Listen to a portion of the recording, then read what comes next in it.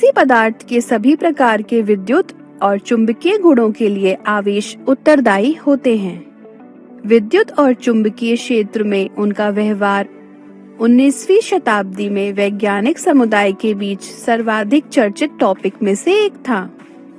चलिए शुरू करें आवेशित कण पर चुंबकीय क्षेत्र के प्रभाव का अध्ययन। 1819 से 20 के दौरान डेनमार्क के वैज्ञानिक ऑयस्टेड ने पाया कि जब किसी चुंबकीय सुई को धारावाही तार के पास रखा जाता है तो वह विक्षेपित हो जाती है। यदि तार में धारा प्रवाहित नहीं होती है तो सुई स्वयं को उत्तर दक्षिण दिशा में स्थापित कर लेती है, पृथ्वी के चुंबकत्व के कारण। इस प्रयोग तथा अन्य कई प्रयोगों से यह स्थापित होता है कि विद्युत धारा या गतिमान आवेश एक चुंबकीय क्षेत्र उत्पन्न कर सकता है। यदि आवेश Q वाला कोई कण वेग वेक्टर v से किसी बिंदु के पास किसी निश्चित समय पर चुंबकीय क्षेत्र में अनुभव करता है चुंबकीय बल वेक्टर F का, तो चुंबकीय क्षेत्र वेक्टर B एक ऐसा सदिश फलन है जो निम्नलिखित समीकरण का पालन करता है। Vector F equals to Q into vector B into vector B। बल वेक्टर F की दिशा जो समीकरण में दिखाई गई है, vector F equals to Q into vector V into vector B, दाएं हाथ के पेंच के नियम का उपयोग करके निर्धारित की जा सकती है।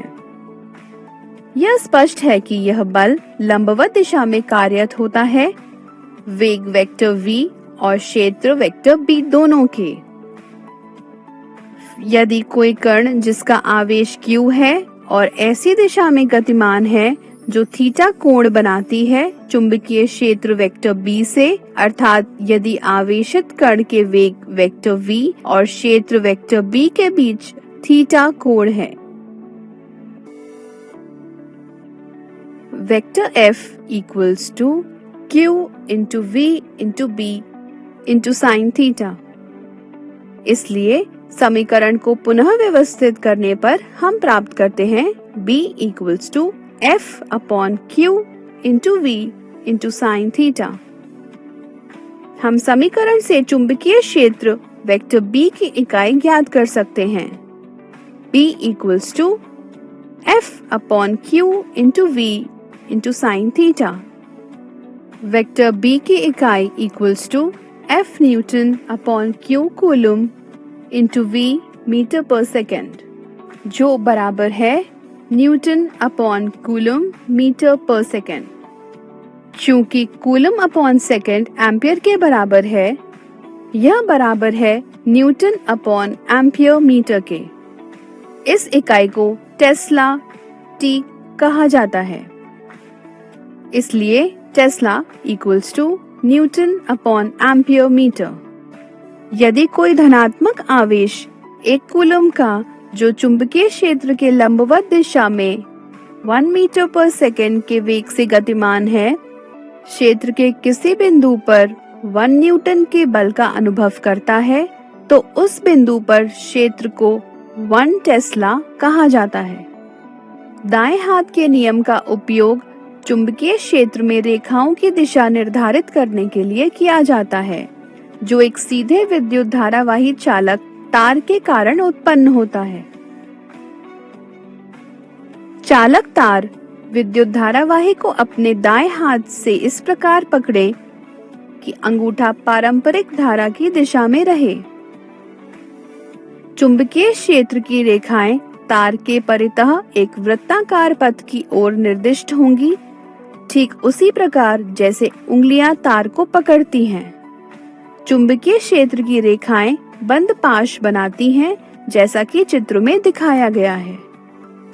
उदाहरण, यदि हीलियम 2+ आयन 10⁵ मीटर पर सेकेंड के वेग से 0.80 t के चुंबकीय क्षेत्र में क्षेत्र के लंबवत दिशा में गति करता है, theta equals to 90 degree, Q equals to 2 times 1.6 times 10 to the power -19 coulomb.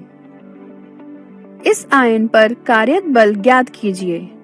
F equals to Q into V into B sin theta equals to 2 times 1.6 times 10 raised to the power -19 times 10 raised to the power 5 times 0.80 times sin 90 degree, जो बराबर है 2.56 times 10 raised to the power -14 Newton. सारांश। विद्युत धारा या गतिमान आवेश आसपास के क्षेत्र में चुंबकीय क्षेत्र उत्पन्न कर सकता है। गतिमान आवेश के कारण चुंबकीय बल की दिशा दाएं हाथ के पेंच के नियम का उपयोग करके निर्धारित की जा सकती है और चुंबकीय क्षेत्र की SI इकाई टेस्ला होती है। इसलिए चुंबकीय बल आवेशित कण पर कार्यरत हो सकता है जब यह किसी चुंबकीय क्षेत्र में गतिमान होता है। अब कल्पना करें कि हम एक आवेशित कण को किसी चुंबकीय क्षेत्र के साथ साथ एक विद्युत क्षेत्र में छोड़ते हैं। कण कैसा व्यवहार करेगा? उत्तर जानने के लिए बने रहें।